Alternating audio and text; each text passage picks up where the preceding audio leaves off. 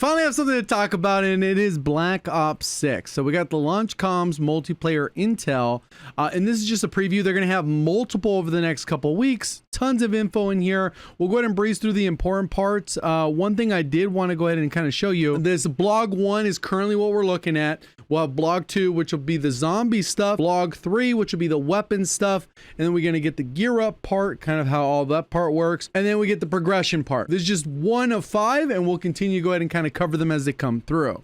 Overall, we get the standard modes, alternate modes, and then additional intel modes you can see on this left. So standard modes, we're kind of familiar with those. I'll go ahead and skim through. Hopefully your favorites there. If not, unfortunate. Search and destroy, kill confirm, free for all. And then it kind of just explains what it is. I guess, oh, it's just a picture, and then, okay, that makes sense. We know what those are. Gunfight, that'll be 2v2. All right, headquarters.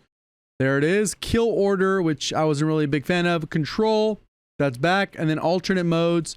We get face-off domination, face-off team deathmatch, face-off kill order, face-off kill confirm, and then we get the hardcore variant. Hopefully they do it right. We'll see. Looking for the challenge where matches limited HUD, friendly fire is enabled, and then your health is lowered significantly. So it's usually down to 30 HP. And then we get the prepare for hardcore schedule at launch. So those will be all those particular ones. Unfortunately, friendly fire's on. I'm not a fan of that. I always like the ricochet fire. They usually start with friendly fire and then it turns to ricochet. I like ricochet from the start in terms of the damage. Additional mode intel. So we got the training course. Nice. Which is kind of something we got to experience. Maybe it's expanded upon. There's no better way to get used to the Omni movement, innovations, and combat basics required for proficient Black Ops 6 than jumping into the training course featuring multiplayer map protocol. So this is kind of what we got already chance. I don't know if there's going to be much different with that. Maybe it's expanded, maybe not. All right, cool. And then the firing range. So the firing range, obviously it has kind of the dummies. It has the markers, which are a little bit easier to see. And then it also has these static little boards that'll come down so you can see the recoil pattern, which is going to be amazing. Hopefully you could just toggle this on and off so that it'll continue to give you a new board, because a lot of times what ends up in the firing range, the damage you do is persistent. So as soon as you fire the one recoil, that's pretty much it. So you're going to get practice dummies at the 10, 25, and 50. That's kind of how we have it now. Dummies have whatever interval plate. You have limitless ammunition, which is pretty standard. Upper left corner target elimination tracker, accuracy, and damage tracker, which is the new one. This one's going to be super helpful, especially for some damage testing.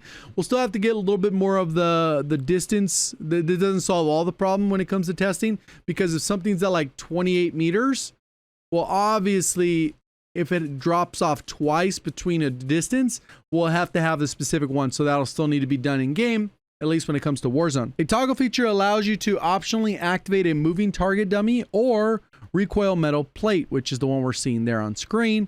And then the toggle features recoil target. A metal plate hangs from the ceiling 7 meters from the booth, allowing you to fire your weapon. So this is, I don't know if this is from just feedback or what. I know I've mentioned things like this before. The lighting looks better. Hopefully that stays, and it even looks better once it's in game. But pretty cool. I think a lot of people like this type of stuff, especially when they're building the loadout. You have wider metas. Those things are always awesome. Theater mode back. It says note theater mode is unavailable on PlayStation 4 and Xbox One. So old gen. All theaters expire after 7 days or when a game update is released. Ooh. Private matches. If you're wanting to bring a friend over to the game on any of the launch maps and modes with comprehensive menus allowing you to adjust every aspect, that'll be there. So those are the two basic things we're used to. Launch maps. We are familiar with all of these. We've talked about launch maps extensively. We know what we're getting. We got a chance to play some of them. They've already shown these. We've already talked about them. Nuketown will be there on the 1st. So that's something that we'll be ready for as well. Operators and factions. So we got MP, round-based zombies, and then Warzone. So those are the Rogue. All right, nice. And then we get Crimson. And then it says specifically how to unlock all of those. So whether it's as simple as available unlocking at player 22 or doing specific things or actions, but most of them are pretty straightforward. Just play the game. You're going to get those.